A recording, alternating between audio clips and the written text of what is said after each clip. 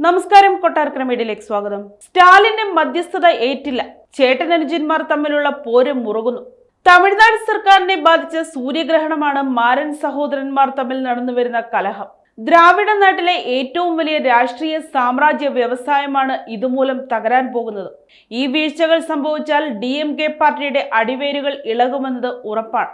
പണം മാത്രമാണ് എല്ലാത്തിനും കാരണം. അതിരിൽ കവിഞ്ഞ സ്വത്തിന്മേലുള്ള തർക്കമാണ് ഇപ്പോൾ നടക്കുന്നത്. ഒരു ലീഗൽ നോട്ടീസാണ് കുടുംബപ്പോര് നാട്ടിലറിയാനുള്ള കാരണം. മുൻ കേന്ദ്രമന്ത്രിയായ ദയാനിധി മാരൻ തന്റെ സഹോദരനും മാധ്യമ വ്യവസായിയുമായ കലാനിധി മാരനും എതിരെയാണ് ലീഗൽ നോട്ടീസ് അയച്ചത്.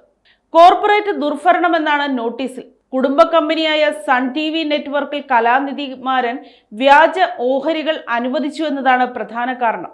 22 വർഷം മുൻപുള്ള തർക്കമാണ് നോട്ടീസിൽ ആവർത്തിച്ചിരിക്കുന്നത്. കമ്പനിയുടെ ഓഹരികൾ കൃത്യമായി പരിശോധിച്ച ശേഷം അനുവദിച്ചുവെന്നാണ് കലാനിധിയുടെ വാദം.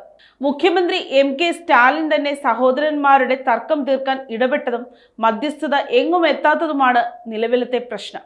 നിയമത്തിന്റെ വഴിയിൽ പോകാനാണ് കലാനിധിയുടെ പ്ലാൻ. അതുമൂലമുണ്ടാകുന്ന രാഷ്ട്രീയ പ്രത്യാഘാതങ്ങൾ അദ്ദേഹം ഗൗനിക്കില്ലെന്നും DMK-കാർ പറയുന്നു.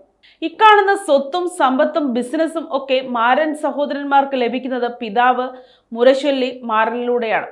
DMK-യെ ദേശീയ രാഷ്ട്രീയത്തിൽ പ്രതിഷ്ഠിച്ച മുഖ്യ കർമ്മി. കലാനിധിയുടെ ഏറ്റവും മികച്ച തന്ത്രം രാഷ്ട്രീയ നിഷ്പക്ഷതയായിരുന്നു. സ്വയം ഒരു കോർപ്പറേറ്റായി നിലകൊള്ളാനാണ് മാരൻ ശ്രമിച്ചത്.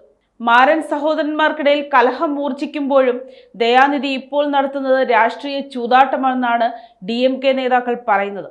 ഇത്തരമൊരു കളിക്ക് ഇറങ്ങിയതോടെ അയാൾ ഒറ്റപ്പെട്ടു പോയെന്നും DMK നേതാക്കൾ പറയുന്നുണ്ട്.